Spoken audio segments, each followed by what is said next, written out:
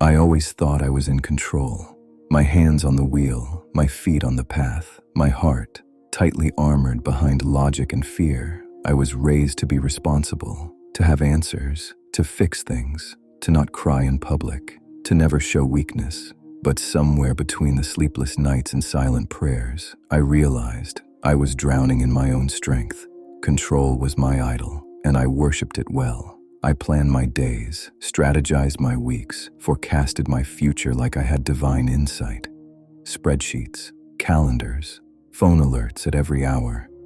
If I could just manage it all, nothing would fall apart, right? But life doesn't follow formulas.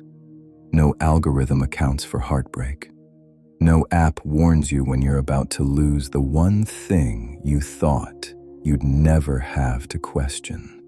I lost my job, then my relationship, then my confidence, one after the other like dominoes in a game I didn't know I was playing. I begged God to give me back what I lost, but he was silent, and I was offended. If I was doing everything right, why was everything falling apart? I didn't grow up doubting God. I grew up serving him.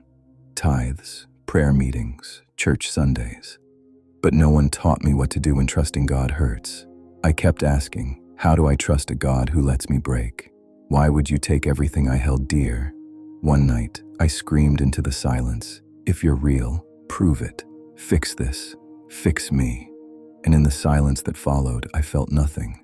Not a voice, not a vision, just stillness. But in that stillness, something cracked open. Not in the heavens, but in me. There's a moment when you reach the end of yourself. Not poetic, not noble, just raw collapse. I sat on my bathroom floor, phone off, lights off, hope office, and I whispered, I can't do this anymore. And something inside me whispered back, good. Because the truth, I had to let go before I could be held. I had to surrender before I could be saved.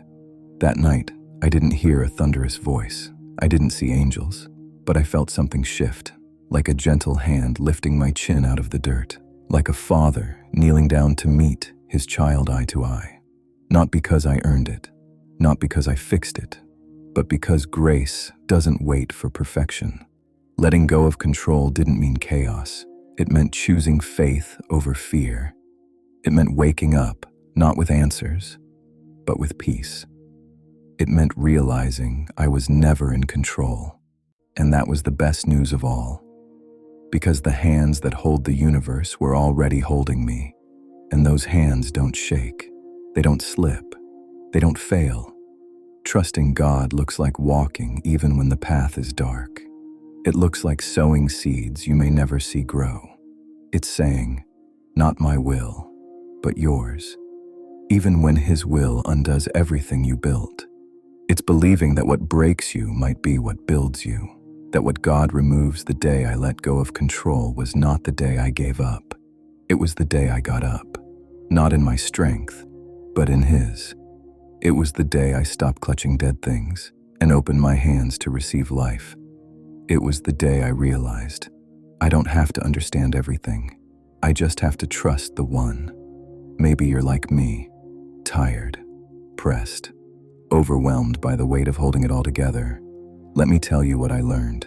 You were never meant to carry it. Surrender is not weakness, it's wisdom. Trust isn't blindness, it's belief. God is not intimidated by your brokenness.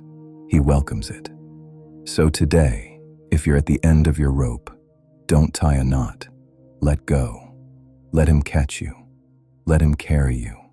Let him show you that losing control was actually finding freedom, that your surrender was your strength in disguise, and that trusting God was never about having less, but finally making space for more.